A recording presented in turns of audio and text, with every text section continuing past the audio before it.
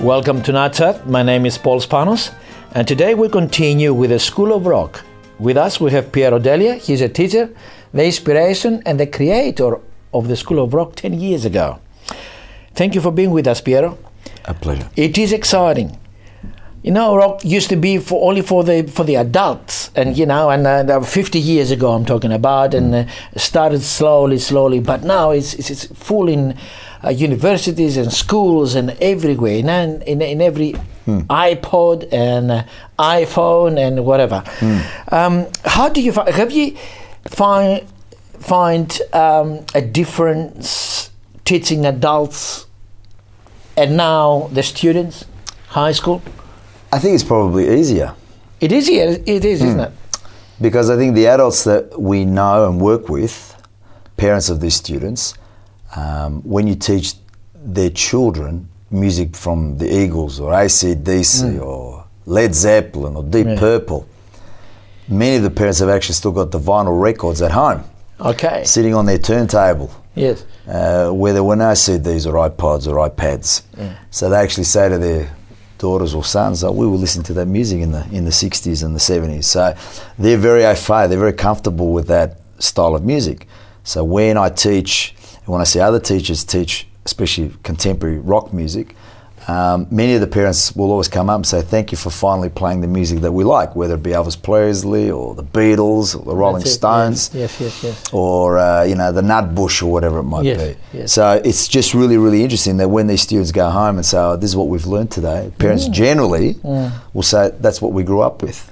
So there seems to be a lot of harmony between parents and students. And for a lot of parents who are musicians, they love using the word jamming with their kids. They'll get into their garage and they'll get on their drum kit and they'll say, okay, well, let's have a bit of a practice together. Okay. So if anything, to my way of thinking, it's actually been easier to see this as a bit of a platform that parents know the music, the kids know the music, and that sort of there's a bit of a commonality, a bit of a bond between both parents and students. Talking about electronics now, because we touched that, it is easy for me just to put the music on and just to listen to it and enjoy it and dance with it. But do you feel the motivation of physically play the music, get the guitar and go behind the drums, is it more difficult nowadays because of electronics, or continues to be the same sort of enthusiasm? That's a good question. Look, I mean, obviously students these days are bombarded by electronic music. Yeah, that's right. It's there 24/7, where, as you've said, if you want to play the drums, you've got to go into to the garage or the shed or the bungalow in your bedroom. Hopefully that the neighbours aren't going to be upset that you're playing at 8 o'clock or 9 o'clock at night. But I think there's this place now for it more and more. You see a lot of these TV shows where you see the big bands are performing, the rock bands are filling up massive stadiums. So a lot of these wonderful young students or teenagers are saying, wow, that's what I want to do. I actually want to play physically on a kit or on a keyboard or on a guitar or on a bass. I want to be the front man of the band. So there seems to be a groundswell again. And if you go by sales of musical instruments, there's a lot more things being sold than ever before. Guitars and ukuleles in particular are just running out of the shops, which is great. Obviously, people are starting to say that we want to be able to have our students play musical instruments. So that's great. That's excellent. On the side of creativity, because when you had the Beatles and the Elvis Presleys, and in that era, everything was new. Correct. So a new song, let's create, let's do something, let's expand that, let's move a little bit more, dancing differently. Do you find the same trend of creativity nowadays, or they just have a tendency of sort of let's play what is in there? And look, I think a lot of the students want to copy the latest trends. And that's fine, no problem with that. The reality, though, I think, is a lot of the new electronic stuff has been, programmed by some whiz-banger computerized programmer. Therefore, it's hard sometimes to replicate and reproduce that sound, unless you're very, very good at it and you've got all the applications on some sort of a very sophisticated piece of hardware.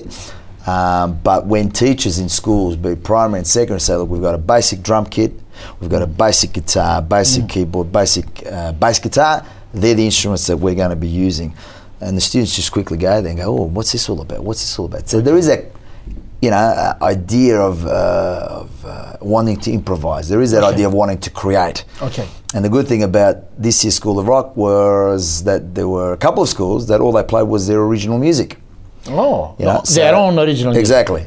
And they were young students, primary students. And, whilst the audience didn't know their songs, they went with them. And I said, wow, this is new, this is yours. So there is that creativity pool, I call it, where students can go in there and say, look, I don't want to play anyone else's music. And I think that's also sometimes driven by the teachers of the schools. That's good. The teachers are good composers themselves, or want to incorporate literacy, which is the big thing, reading and writing, getting the students to write their own material, working on a melody. All right, there's a guitar, and if you only play 2 chords, go and have a try. And the ownership is very, very important, because when students own something, they want other people to listen to it, rather than being compared to, you don't sound like the singer who actually sang that song originally. And that can sometimes put kids off. So I think there's a lot going on at the moment. That's good. That means that works as a marketing even better. Correct. Isn't it? Because it's something original, comes from their own ideas, their own mindset, and their own environment. So, and that's where a lot of students in schools now are producing their own CDs. They will call in a recording company, they'll record it at school or go to a studio. There are no issues of copyright law, infringement problems there. The students own theirs. They sell it to the parents and the school community. And the songs never seem to date, because the students every year can change it a little bit. It's their song. They add another chorus. They delete some lines. So it's a strong marketing tool, and it also enhances the students' creativity, the improvisation, and I think more importantly, the jamming process, the draft. And it doesn't affect them at all. It actually gives them a skill that it's going to be interesting for the teachers as well, because really it's not boring anymore. It's not the same thing of teaching mathematics, and it's just always improvise and always build up. That's exactly right. That's excellent. We're going to come back at the end of the program to have a full another segment, an example of the School of Rock, from the history of the School of Rock, which is going to be very, very exciting. But let's have a break, and we'll come back to the second segment. Fantastic. Thank you. Thank you for being with us. Stay tuned. We'll be back shortly.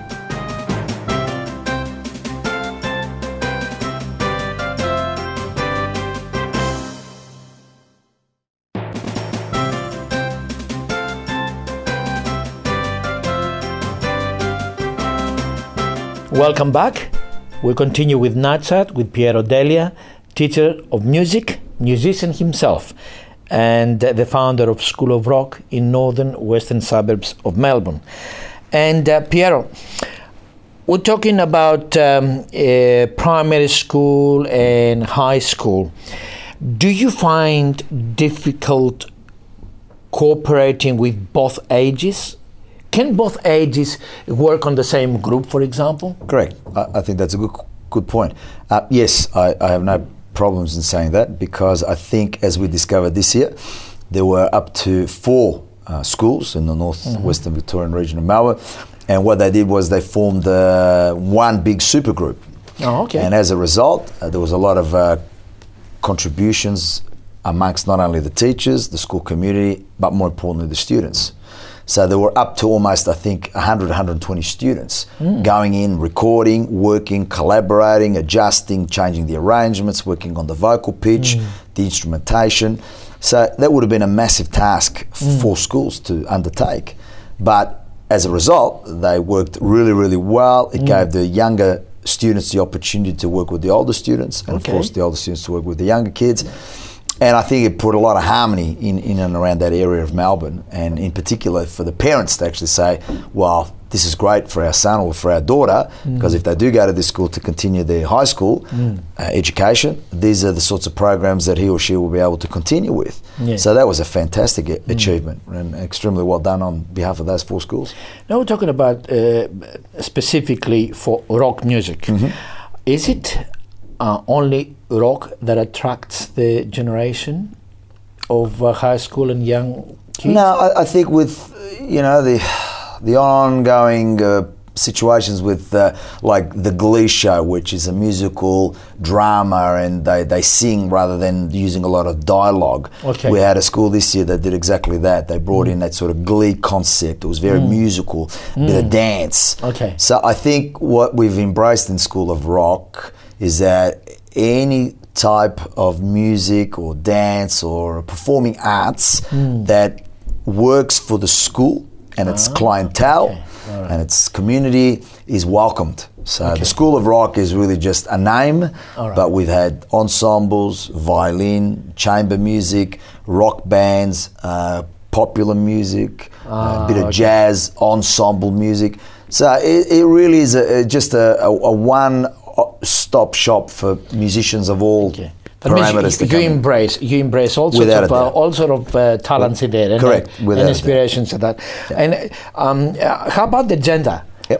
Between males and females and students, It's fantastic, and I mean it's interesting. We've spoken about schools in the northwestern Victorian region of Melbourne that are predominantly girls' schools, and this year we had a couple of fantastic girls' schools that were drummers, bass players, singers, guitarists, and were just sensational. Yes. We've had even primary schools that brought anywhere between 3 to 5 girl bands to perform. Wow. And then when you see these girl drummers playing and these young guys looking at them going, my goodness me. So it really takes away the attitude of only boys should play drums, and that's not the case. And that's fantastic to see that. Absolutely. The boys embrace that as much as the girls.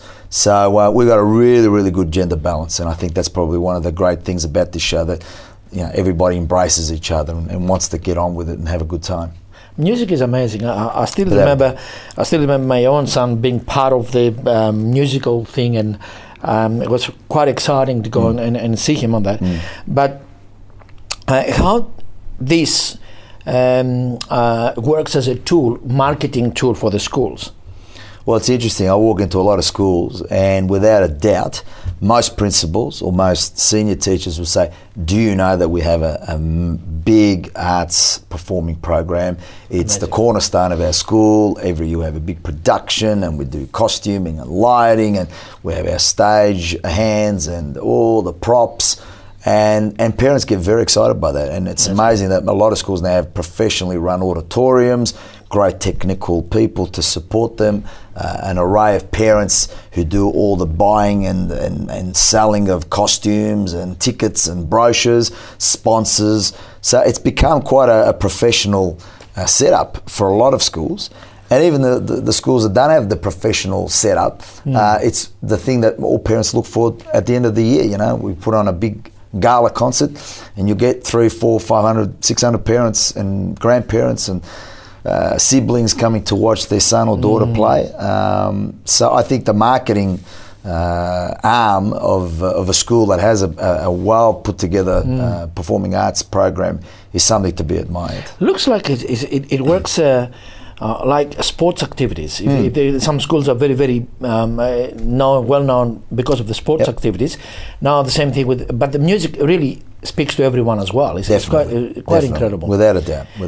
And do you see healthy competition between the schools if they collaborate together, or do they, or they feel is it positive or negative collaboration between them? I think the collaboration is always positive. I mean, if you're going to go and perform in an awards orientated environment, well, of course, there's going to be a lot of competition, a lot of rivalry. Okay. And sometimes the rivalry is good, and sometimes it can be negative, especially if you don't win when you thought the school was going to win, which can sometimes get a little bit difficult to understand. But School of Rock was never a competition. Okay. It was never designed to be that. Right. Having competed in a lot of shows myself, I just wanted the students to have an opportunity to feel good about their performance, whether it was the first time, or in some cases we had schools performing now for 10 years straight. And what it does is it just allows the school to say, we have another vehicle to go and perform in, we have another environment to be noticed, to be taken on board, and more importantly, just to see what everyone else is doing and to share collaboratively that we are actually working together and we are putting on as good a show as we can. Beautiful. For the school and for the community at large. How does this can expand from your territory, northern and western suburbs, towards country on that side of... Well, our region now expands all the way to Mildura. Okay. So we have a massive landscape, and it's a huge distance to travel. So whilst we've localised it here in Melbourne, the idea, and I call this the music caravan, is to try and take what we've done in Melbourne to the country and say, this is a formula that works. It's ironclad. We know the technical side, we know the audio side. All we need is just another environment to do it in. Amazing. That will work for the country, I believe. Very exciting. Well. This idea, and we close with that, this idea, was it a long time in your mind, or just build it up through the years? I think just before I became a coordinator for the region, that was 10 years ago, it was always something that I'd hoped would actually happen. And then when I was given an opportunity 10 years ago to start my own program, I thought I'll give it a go and see what happens. And 10 years later, we've had 17,500 students go through the program. So I think the program now really runs on its own and speaks for itself. That is really exciting, Piero. Thank you for being with us. And the whole story of School of Rock, I think it is something that is going to expand. And for the viewers, stay tuned. When we come back, we're going to see some highlights from the School of Rock, how the students perform. It is exciting to see.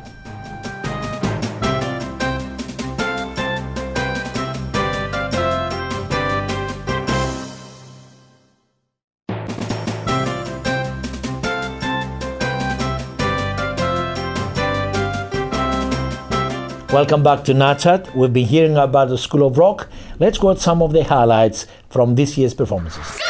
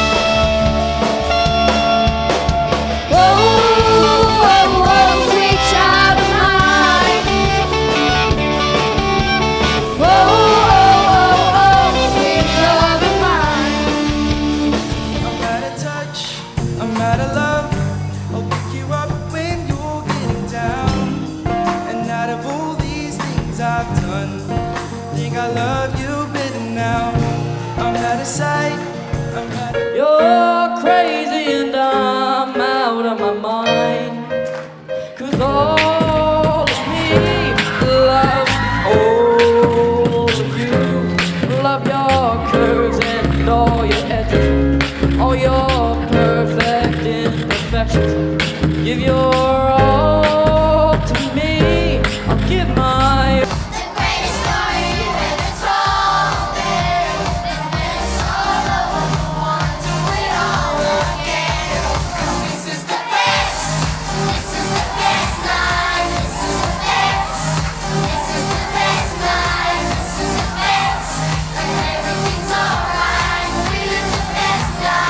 Oh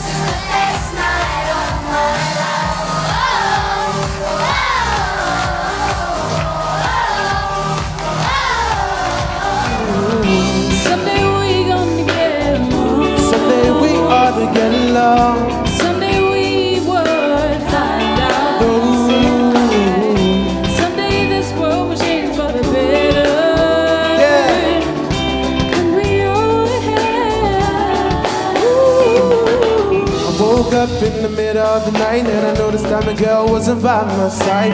I could have sworn I was dreaming, for her was pain, so I had to take a little ride.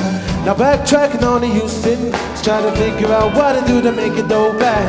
'Cause ever since my girl left me, my whole life came crashing, and I'm so.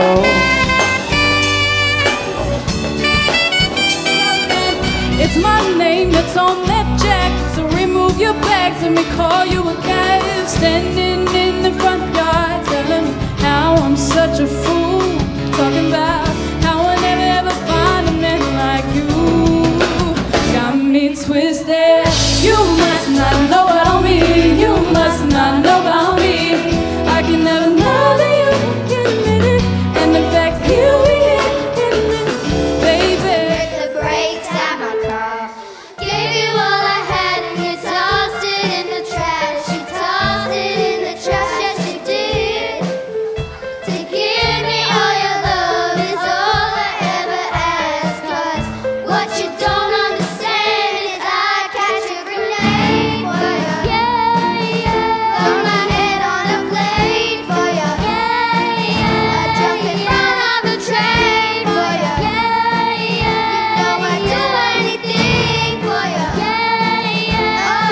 Oh, I would go through all this pain, take a bullet straight through my brain.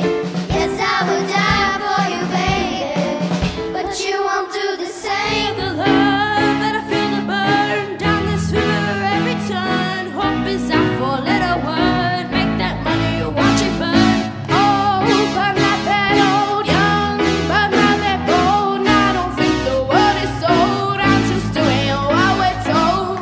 I feel something so wrong, like doing the right thing. I could lie, could lie, could lie. Everything that drowns me makes me wanna fly. There I've been losing sleep, hey, dreaming about the things that we could be. And I love you when you're singing a song, and I get lump in my throat 'cause you're gonna sing the words wrong. There's a movie that I think you like. This guy decides to quit his job and head to New York City. This cowboy's running from himself, and she's been living on the highest shelf.